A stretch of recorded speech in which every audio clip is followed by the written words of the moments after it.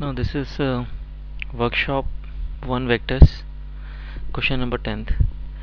Now it is given that these points OABC are the vertices of the tetrahedron. And you can see here OABC are 4 vertices of the tetrahedron. Now 4 points PQRS are given on the 4 edges of the tetrahedron. P is on OA edge, Q is on OB, R is on OC, and S is on AB edge.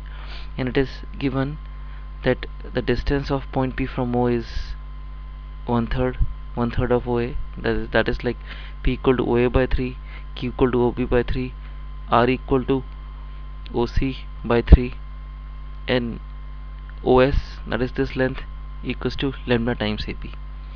Now it is given that these 4 points P, Q, R, S, P, Q, R, S are coplanar. They lie on one plane.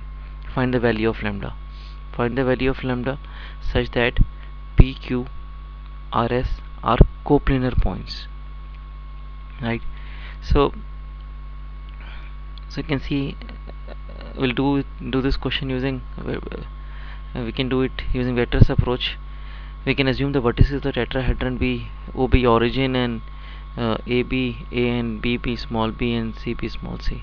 So using these relationships we can write vector P as A by 3, Q as B by 2, C as R as C by 3, and OS as lambda times B minus A. Now these 4 points P, Q, R, S are coplanar.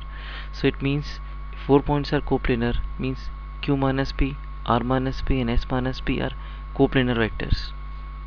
Right? If 4 points are on a plane are coplanar, it means these 3 vectors are coplanar vectors.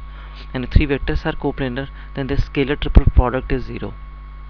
Now equating the scalar triple product equal to 0, that is replacing the value of Q minus P, R minus P, and S minus P, we equate this to 0.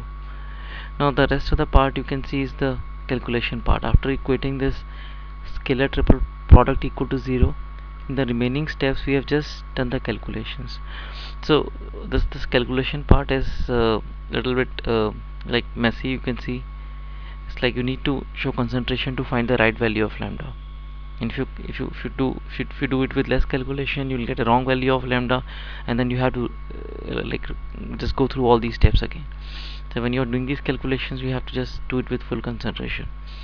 So we're taking cross of these two, means we take C lambda times C cross B, we take minus lambda plus 1 by 3 into C cross A, then cross of minus A with lambda times AB, that is this, and cross of A with A is 0. So we have 3 terms when we apply distributive property here. Now we take dot of these 3 terms with these 2 terms. When we take dot of B, we'll get contribution only from this side, not from this and this, because B vector is repeating, that is this. And when we take dot of this with all the 3, you can see contribution will come only between these 2.